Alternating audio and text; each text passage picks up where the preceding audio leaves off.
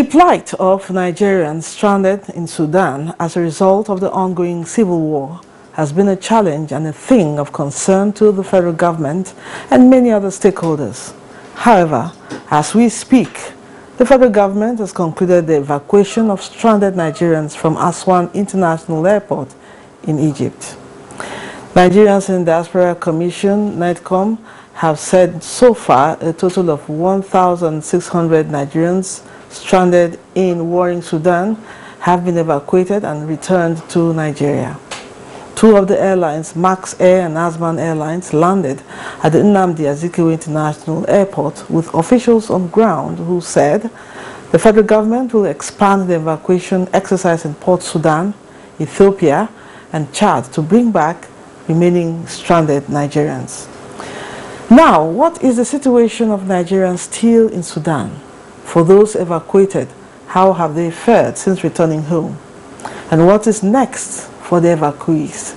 These are some out of many questions guests shall be providing answers to in the course of the program. I am Lydia Odidiochi.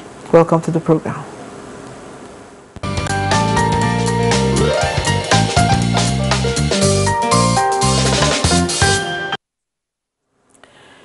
We have here in the studio Akombi Abiodun, Head of Programs, Nigerians in Diaspora Commission, NIDCOM. Welcome to the program. Thank you. It's my pleasure to be here once again. Yeah. Okay, now let's start with the situation report. What can you tell us? First and foremost, we have to give God all the glory for the opportunity to be able to bring back our Nigerian citizens home safely and in their dignity. I think this will be one of the very last achievements of the government of President Muhammadu Buhari for bringing back home the Nigerians stranded in Sudan.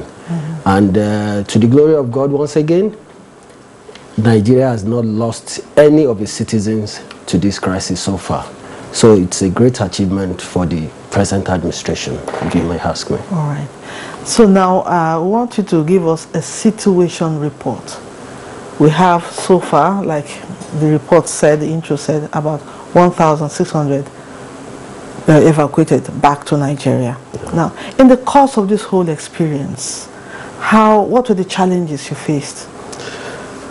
Thank you. It's an experience that nobody will ever want to go through, especially when we're talking from the angle of the students and other Nigerians that were brought back, and even with the officials that were on ground. At the beginning, there were a bit of some misinformation through social media, and everybody was going through some anxiety. Oh, what will happen to these guys? What's going to happen? What's the government doing? What are the efforts the government is taking to make sure these guys are brought back home?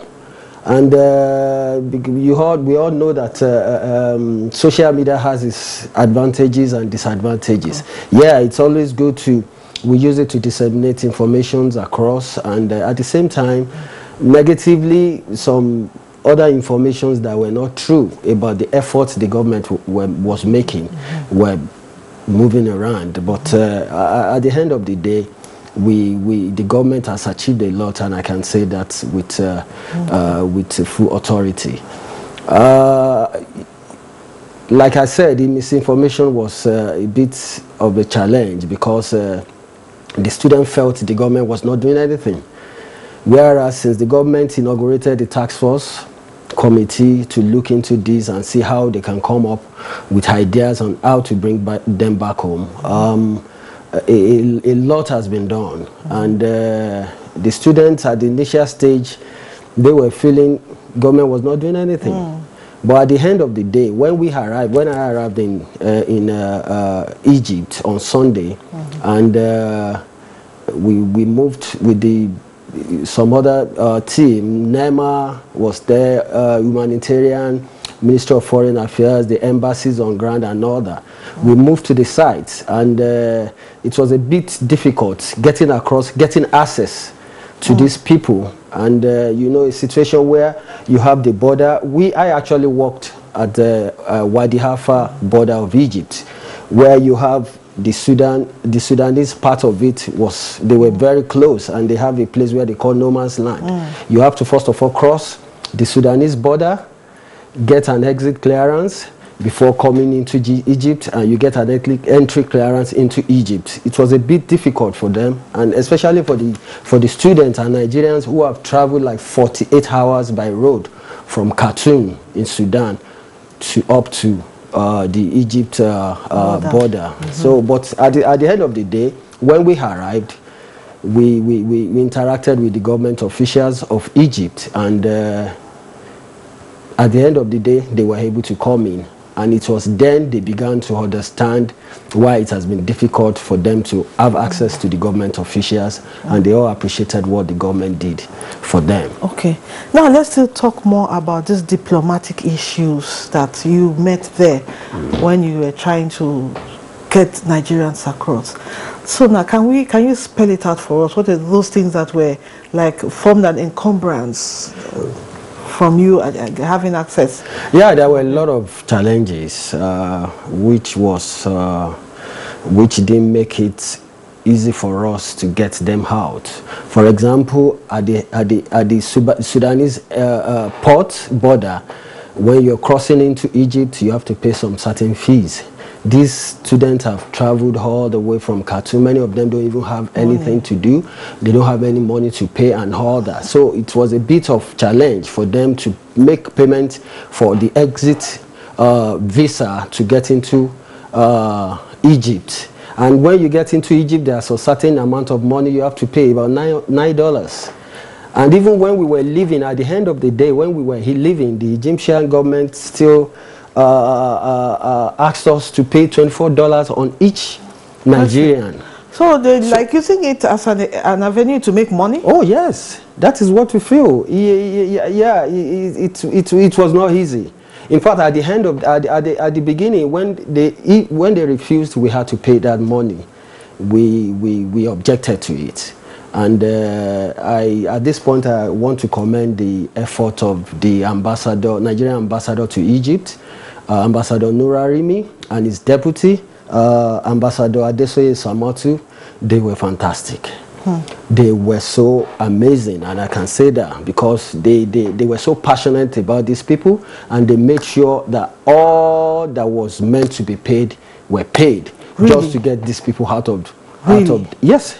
Just to get everybody out of the place, and it wasn't easy. There was some of back and forth movement, but at the end of the day, they said we have to get these people out today, and we have to get them out, and that was what they did. So I want to commend them. Humanitarian was wonderful. Ministry of Foreign Affairs, definitely all the embassy staffs were on ground to assist. The immigration attaché were on ground to assist the Nigerian citizens in getting their forms, in getting their, some of them don't even have passports, some of them don't have any travel documents, so we have to get ETC for them.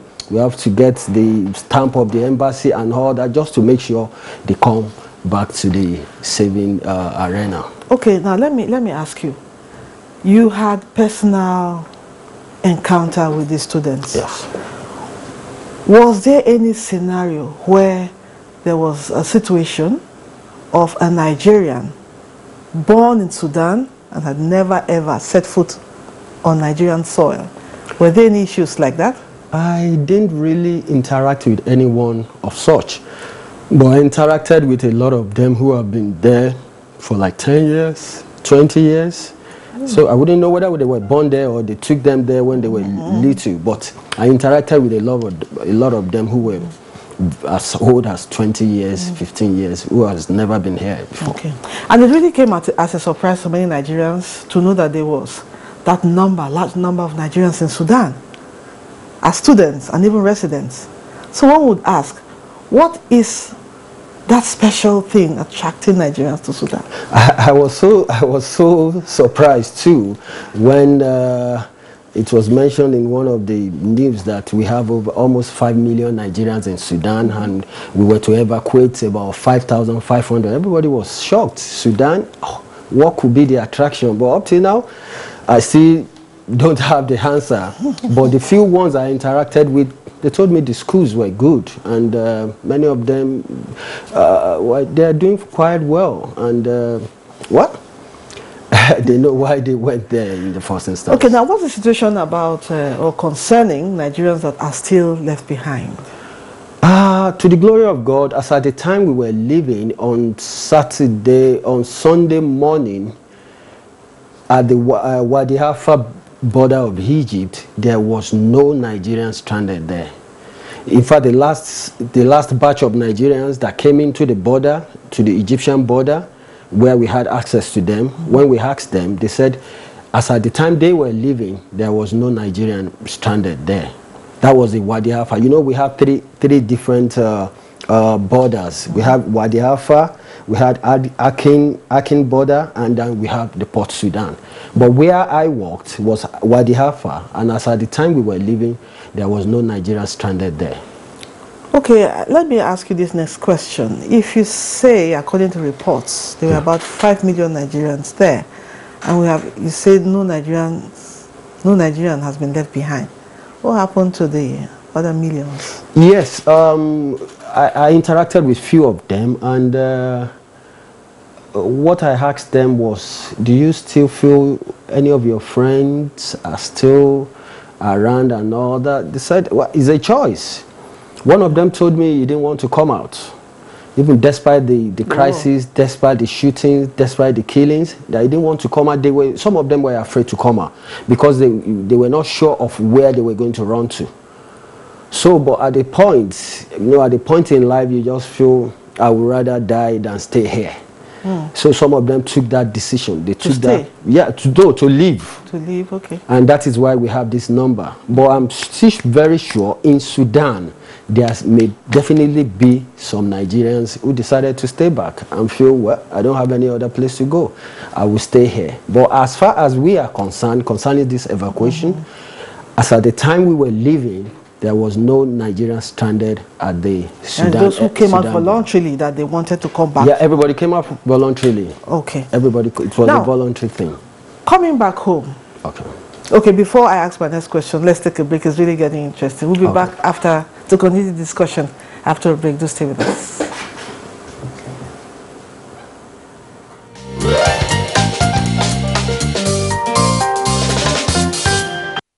That was the worst thing I've ever experienced in my life, and I don't wish to ever come across something like that ever again.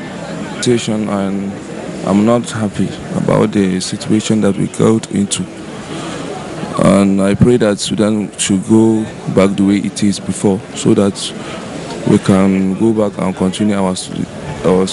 And if possible, I want the federal government to provide scholarship for us, those that come back, so that if the school did not return, we should be able to assign another school for us. That is what I wish. Happy we are back in peace and back to our family. We are so happy. We thanks to government.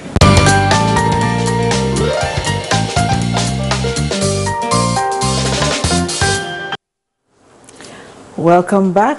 It's still Nigeria Today, and my guest is still with me, Akombi Abiodun, Head of Programs, Nigerians in Diaspora Commission, NIDCOM. You heard what the students there were talking, or saying. Some of them still want to go back, and some are saying, okay, if we don't have to go back, we need to continue education somehow. Now, what is in the offing, or is there any plan by government concerning the education? Thank you. First thing first, I'm sure our Nigerian students were not talking about continuing their education when they were still within the border of Sudan and Egypt, when they were still in the middle of nowhere, when they had nothing to eat, nothing to drink. The girls can't have sanitary towels to clean up. They couldn't have their baths and all that, no water to drink and all that. And desert, a lot of, But now, when they're back home, we began to feel this. Immediately we had access to them, the officials of Nigerian government. Immediately we had access to them. The first thing we did was to provide food and drinks for them.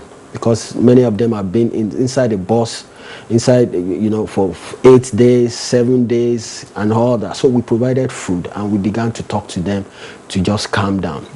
Some of them were coming up with attitude, government has failed us, we have done this. But later, they now realized what the government has been doing so far.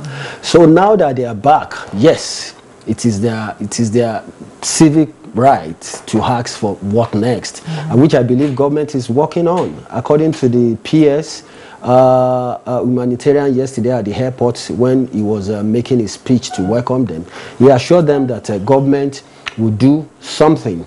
Government is already talking with the Ministry of Education to see how they can, probably some universities will have some problem, because when we interacted with some of them, I interacted with one of them who just finished his medicine program. I interacted with one of them who has about 8 months to finish his medicine program, you know, like that. Some of them are in part 3, part 4, and all that. So I think there's need for government to look into their case, just the way we did during the Ukrainian crisis.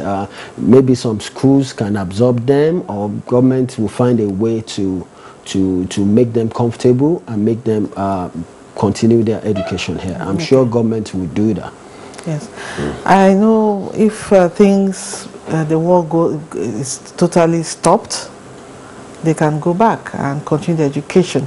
Well, aside students, were there residents or people who lived there, worked there, and came back home? Were there cases like that? Yes, there were a lot of them. I may not have the exact number, especially from the axis, from the border where I work from. We have a lot of Nigerians who lived there that came back with them, with their families and all that. Okay. Yes. Now, while I was watching a few clips during the course of this whole experience, this whole saga, I saw cases of some people who complained about their health. Now, personally, you're on ground. What would you say in that regard concerning their health, the status of their health when they came back home? Yeah, when they came back, when we had access to them at the Egyptian border, we noticed some of them were sick, some of them probably because they have gone through a lot. You know, some of them who had health challenges and couldn't take their drugs and all that. And what we did was, because the camp was big, it was like high DP camp or like a refugee camp. That's the border, that's the Wadi Halfa border. We have some UN organizations, UNICEF, Red Cross and all that. All we did was just to take them there to get some at least first aid treatment, and I'm sure by the time they get back home, Port Health is on ground, and some other organizations to attend to their health needs. So has everyone been reintegrated with their families back home here? Yeah, as far as I know, many parents were at the airport yesterday to welcome their wards back home, and I'm sure, as I was before the program, I was chatting with one of them who just told me he just arrived in Kano. You know, government, part of the relief effort of the government was giving them some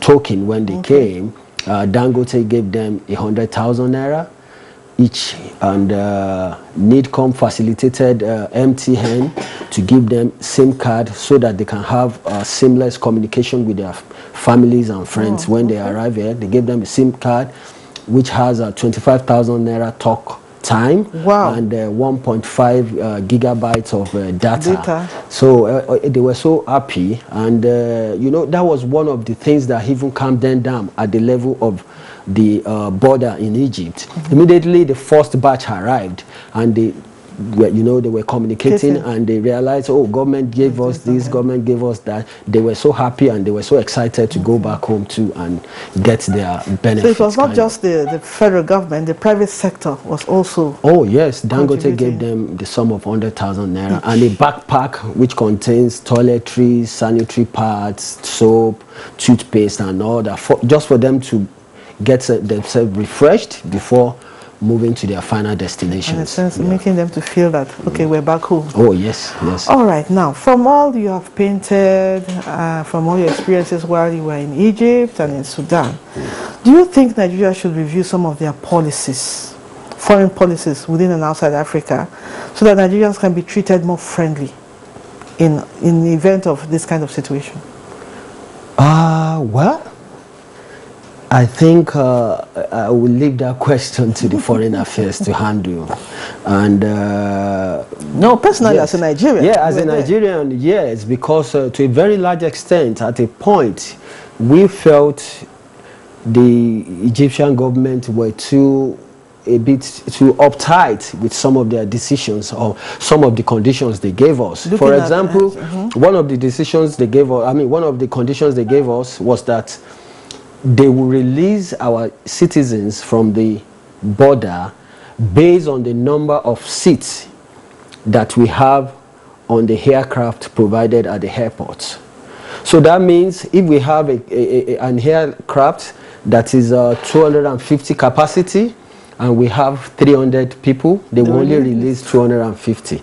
And that was, it was a bit difficult time, and I think the government just felt, well, if that is the case, let us provide as much as we can so that we can get our people out. And that was why we had Max Air 560 capacity and Asman 400 capacity the time we were leaving Egypt on Sunday. So, and from this Wadi Halfa border, we had about 732 Nigerians that were evacuated from there. From the Hakwin border, we had 376. And for the Port Sudan, so far, we have 499, making 1,600 Nigerians that have been so far evacuated. A round figure. Yeah. Now, what are the lessons we must learn as far as the Sudan issue is concerned as a country, as leaders and as citizens? Well, in NIDCOM, we always say to people, migration is a right of everybody. You are free to live wherever you want to. But if you must travel, if you must migrate, do it in a legitimate way, so that when things happen, you don't get stuck and you start running helter-skelter. So to me, if anybody chooses to go to Sudan, or like somebody that was interviewed and she said she would still want to go back, it's a choice. Anybody can live wherever they want as long as that is their wish, I think. Okay, but as a country, I want you to tell Nigerians, some people who agitate for war, unrest, civil unrest, what can this particular lesson, what is it saying to Nigerians? What lesson? It's a great lesson for all of us. The take home for me from this whole process is that we must love ourselves. We must learn to live together, no matter the diversity, language, religion, ethnicity, everything. There's nothing like peace. Nothing like little peace. I've experienced in this 1 week that I was in Egypt, it's not easy. The two ambassadors I mentioned, Ambassador Nura Rimi and Ambassador Adesoye, we were all sleeping on the floor at the border. And for 4 days, no bath, no water, but we made sure we brought back our Nigerian citizens alive and in their dignity. In fact, the summary of it all, there is no need for war. Peace. There's no need. Without peace, we cannot achieve anything. Thank you so much for coming on the program. Thank you, madam. We appreciate you. It's my pleasure. Well, that's it on Nigeria Today. We want to thank our guest for sharing his thoughts with us. Akombi Abiodun, Head of Programs, Nigerians in Diaspora Commission, NIDCOM. Thank you very much for coming on our program. Thank you, madam. And to you, our viewer, thank you so much for always being a part of this program. Remember, the program Nigeria Today airs weekdays at 7:30 p.m. on NTA News 24. You can also watch these and other episodes on www.youtube.com/NTA News 24 Hub. I am Lydia Odijoche. Goodbye for now. Bye-bye.